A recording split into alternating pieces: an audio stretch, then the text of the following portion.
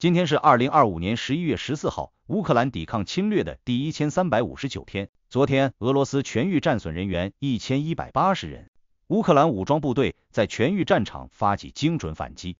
红军城作为战略要地，一直是俄军的必争之地。11月13号凌晨3点，俄军集结了约8万余人，从城东的索洛涅茨森林，还有城南的普罗霍洛夫卡高地，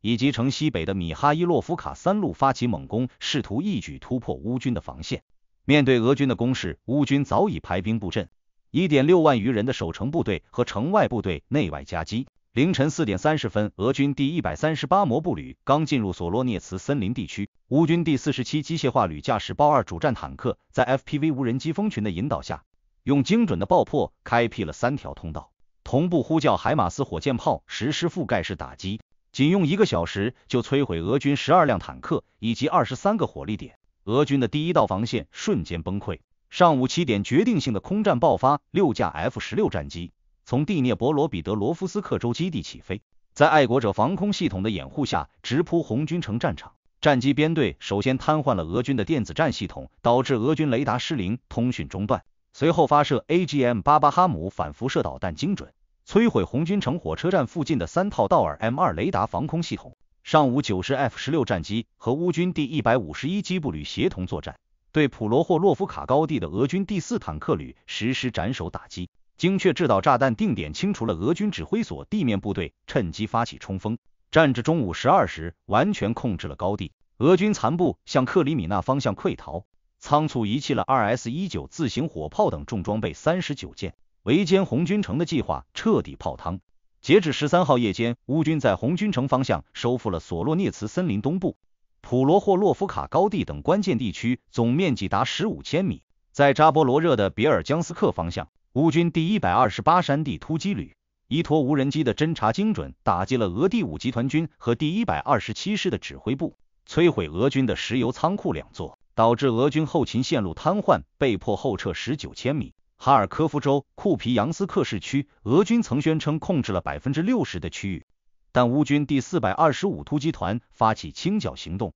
在城区铁路沿线和俄军第6突击部队展开巷战。战至午后，乌军夺回中央广场以及市政厅的控制权。目前，俄军实际控制的区域缩减至1/3。苏梅方向，乌军对俄军第448导弹旅实施了精准的报复打击。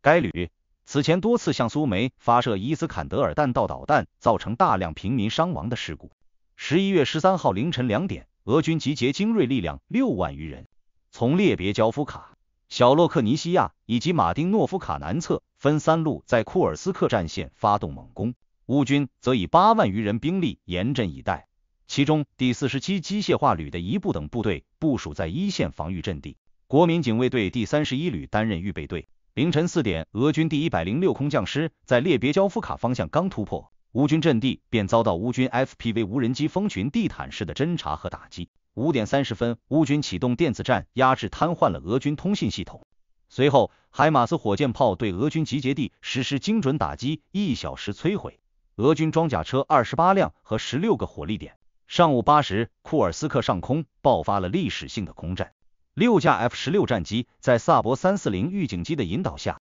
成功锁定16千米外的苏35战机，发射 AIM-120 中距空导弹将其击落。上午10点，空地协同反击全面展开，乌军第47机械化旅一部在豹2坦克的掩护下向小洛克尼西亚北部俄军第34摩步旅发起冲锋，在无人机引导下的精准打击让俄军的防线节节败退。战至下午14点，乌军收复了列别焦夫卡和马丁诺夫卡以南关键区域，总面积达22千米。俄军第155海步旅和第9摩步团损失过半，被迫向库尔斯克市区方向溃退。在别尔哥罗德战线，上午9点，乌军第128山地旅依托无人机的侦察，突袭俄军的卢奇火力发电厂以及周边部署的动员部队，摧毁俄军3座弹药库，迫使俄军后撤12千米解。除了对乌军边境阵地的威胁，布良斯克方向乌军特种部队在防卫旅的协同下，对俄军渗透的摩托车分队实施围歼，在克里米纳森林区域消灭俄军2个侦察连，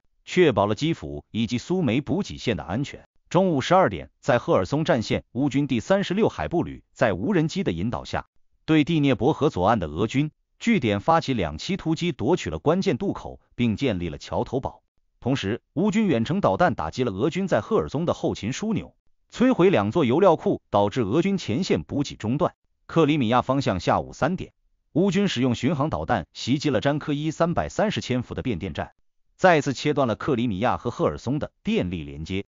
同步打击了赫瓦迪斯卡油库，重创俄军在克里米亚的作战支撑能力。据开源情报技术网报道，当地时间11月12号至13号夜间，乌克兰国产大杀器火烈鸟导弹和无人机突袭了俄罗斯的军事和能源设施。距离莫斯科仅380千米的奥廖尔遭到火烈鸟导弹的空袭。从视频中可以看到，奥廖尔的空中下起了密集的烟花雨，火光和爆炸声此起彼伏，俄军的防空系统被迫彻夜启动。这是奥廖尔地区1周之内第2次遇袭。如今乌克兰对火烈鸟导弹的使用愈发频繁，他们正在用自己的远程导弹打击俄罗斯腹地。乌军正以不可阻挡之势粉碎侵略者的野心。今天的视频就到这里，